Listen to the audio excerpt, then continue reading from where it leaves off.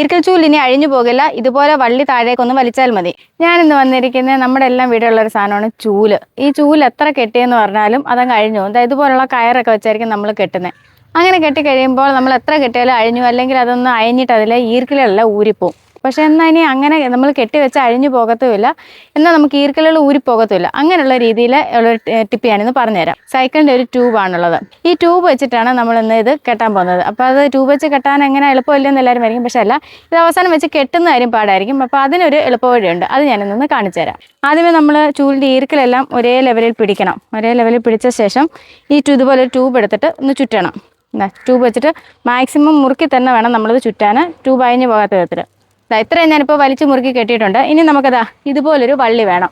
ഇതുപോലെയുള്ള പ്ലാസ്റ്റിക്കിന് ഏതെങ്കിലും ഒരു വള്ളി മതി. അത് നമ്മളിതാ ഇതിന് നേരെ ഇങ്ങനെ വെക്കണം. അതിനുശേഷം നമ്മളിതാ ഇതിൻ്റെ മുകളിൽ കൂടെ ഒന്നും കൂടി ഒന്ന് ഈ ട്യൂബ് ചുറ്റുന്നുണ്ട്. ഈ ട്യൂബ് ചുറ്റിയ ശേഷം ബാലൻസ് ഭാഗം ഇതിനകത്തൂടെ, ഈ വള്ളിക്കകത്തൂടെ മുകളിലേക്ക് പിടിച്ചു വെക്കണം. മുകളിലേക്ക് പിടിച്ച് നമ്മുടെ കൈ കൊണ്ട് പിടിച്ചു വെക്കണം. മുകളിലേക്ക് പിടിച്ചു വെച്ച ശേഷം ഈ 2 വള്ളി ബാക്കിലേക്ക് വലിക്കണം. വലിച്ചു കഴിയുമ്പോൾ കണ്ടോ, ഇതിനകത്തൂടെ പെട്ടെന്ന് തന്നെ ഇതെങ്കിൽ ഇറങ്ങിപ്പോരും. അപ്പം നമ്മളിത് ചുറ്റാൻ മെനക്കണ്ട. അതായത് ഇതുപോലൊരു വള്ളി മാത്രം മതി. ഇനി എത്ര ഈർക്കിൽ വലിച്ചെന്ന് പറഞ്ഞാലും അത് ഊരി വരുത്തുമില്ല. ഇനി നമുക്ക് തൂക്കണ ചൂല് വിടർത്തണമെങ്കിൽ വിടർത്തുകയും ചെയ്യാം. ഇങ്ങനെ വിടർത്തി വേണമെങ്കിലും തൂക്കാം, അതല്ല ഇങ്ങനെ വെച്ചാണെങ്കിലും തൂക്കാം, എങ്ങനെ വേണമെങ്കിലും തൂക്കാം.